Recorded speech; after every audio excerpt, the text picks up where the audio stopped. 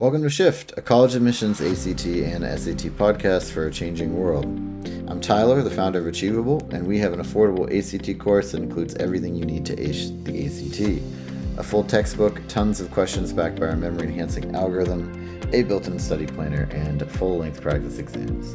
You can get a free trial by going to achievable.me, and if you like it, use the code podcast to get 10% off at checkout. Now, let's get started. Today, we're bringing back our first guest from the very beginning of this podcast here, Steph Shyu from Admitsee. And excited to have you back. There's a lot's changed in the admissions world since even when was this November, so it hasn't even been a year yet. And yeah, we're really looking forward to talking about one of the biggest ones, which is the SCOTUS ruling. But first, do you mind just introducing yourself and your company for people who haven't heard you before? Absolutely.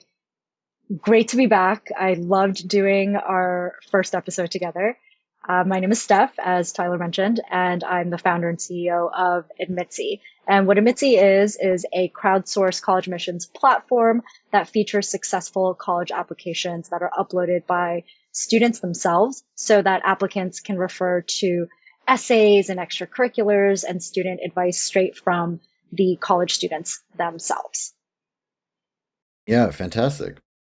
And I feel like this is going to be a question you're going to be getting a lot um, pretty soon here, if not already. But the SCOTUS ruling was really interesting because, on the one hand, they basically struck down affirmative action and said that it's not fair to make admissions decisions based on race.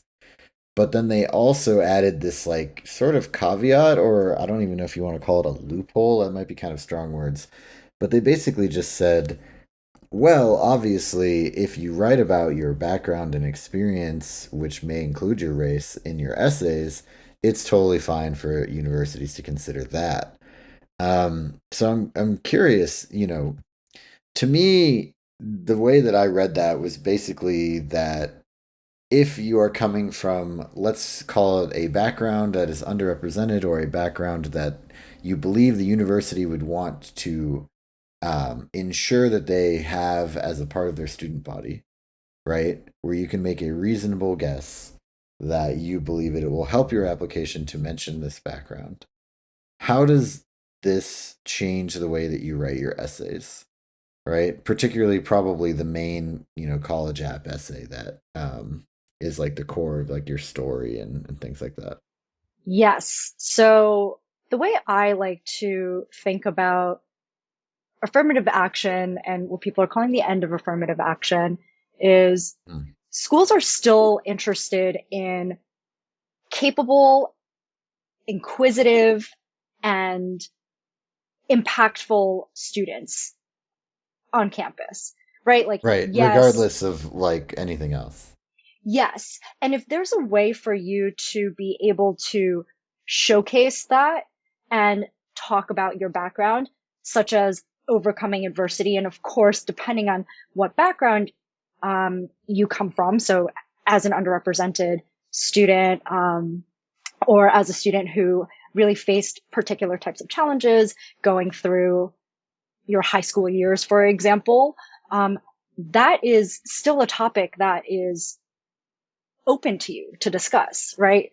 There's still a way for you to talk about your background, talk about where you come from, talk about your connection to your community, to your family in a way that sort of still highlights your identity and gets at what I was saying around what schools are still looking for. They're still looking for students that are able to overcome challenges. They're looking at Mm. students who are resourceful at problem solving. And so it's, yes, I agree with you. It's a little bit of a caveat. It ends up taking some of that information away from the demographic piece into who you are in your essay. Um, yeah, let me actually pause there.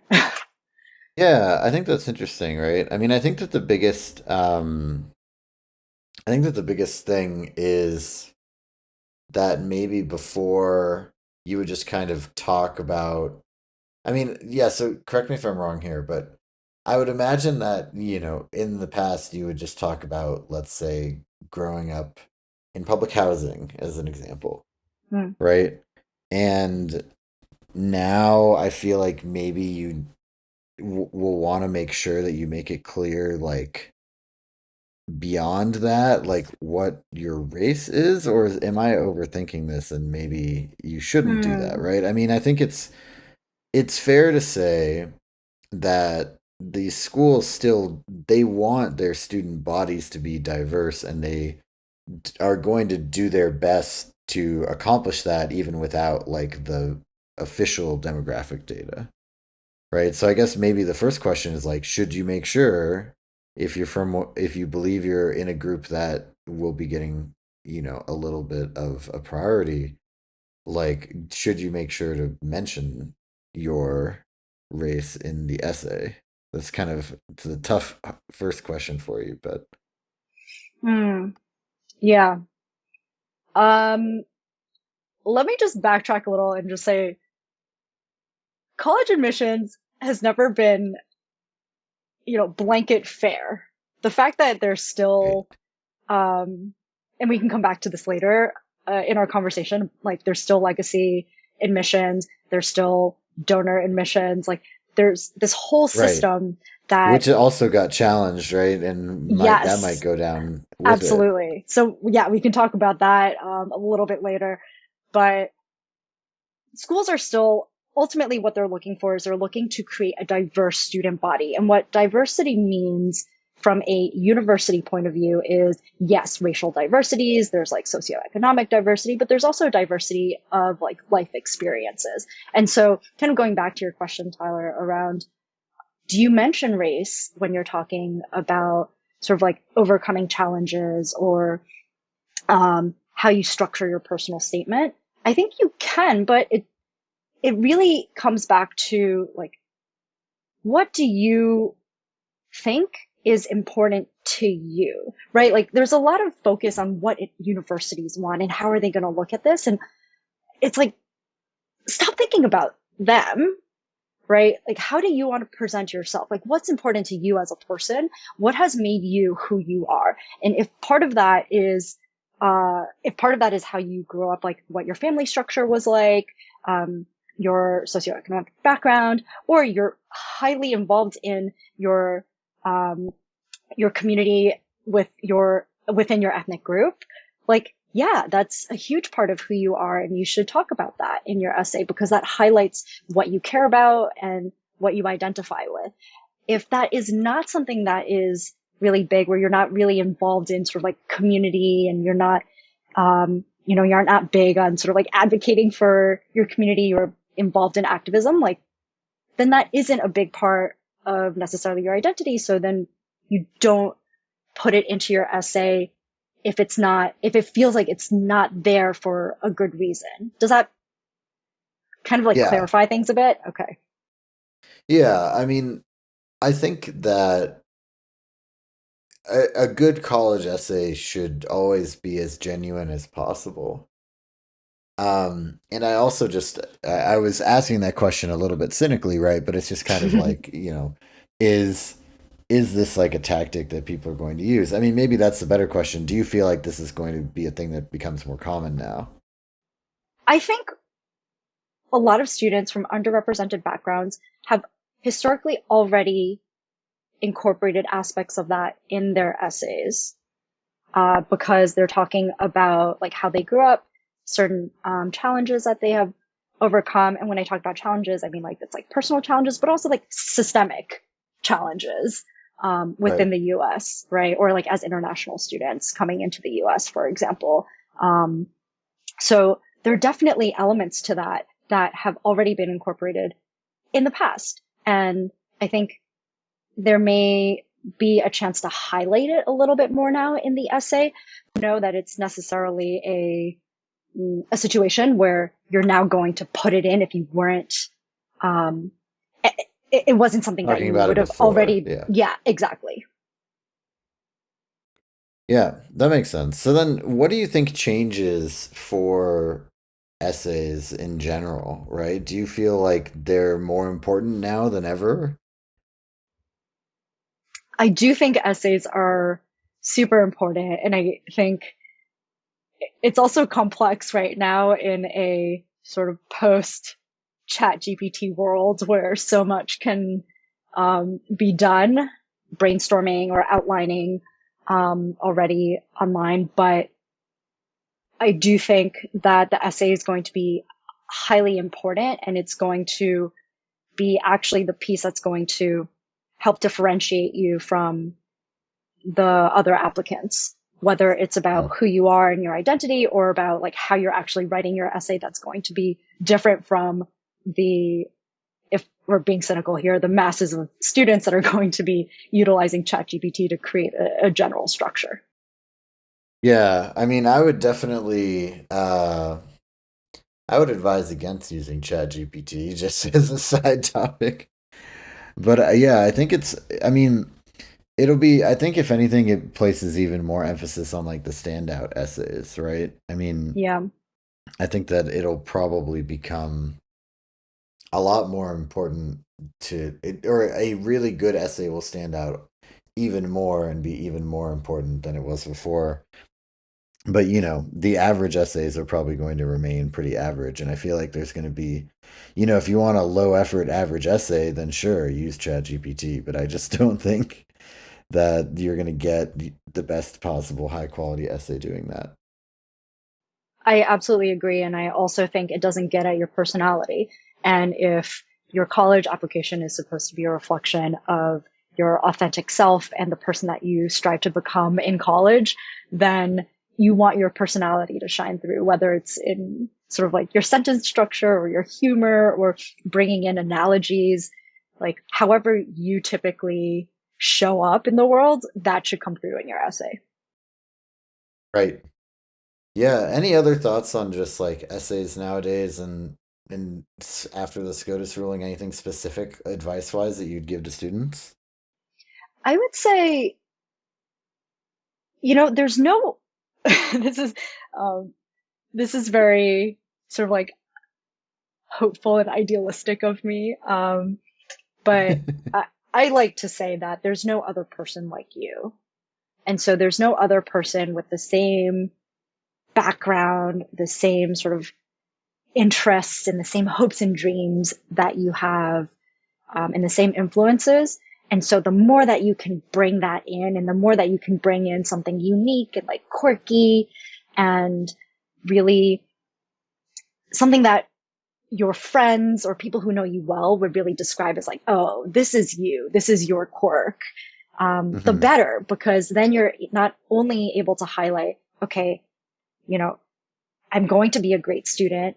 I'm going to be a great roommate and person who contributes on campus, but I'm also someone who's just like highly interested in this very niche specific area, or I'm someone who takes a lot of effort to, look into something that nobody else really cares about. And I think that aspect of who you are and what makes you you, the more unique you can be and the more you can showcase that, the better.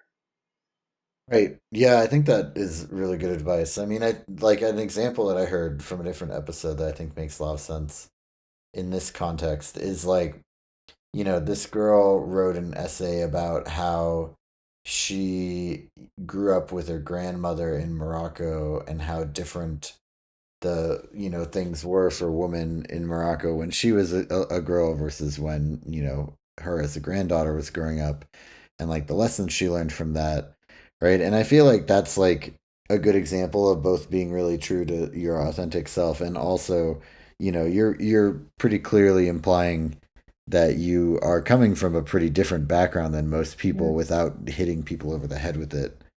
And yeah, I think it's like examples like that, I think will become sort of the new high bar for what is the way to kind of navigate this new world. Yeah, absolutely. I think that, and uh, you're talking about this relationships you have with your family members or with your community. You can highlight aspects of your background, such as, um, bonding over your cuisine or like aspects where you can actually really highlight your identity, where you come from, your ethnic background. That's totally like valid and open and you should lean into it. Or, Right.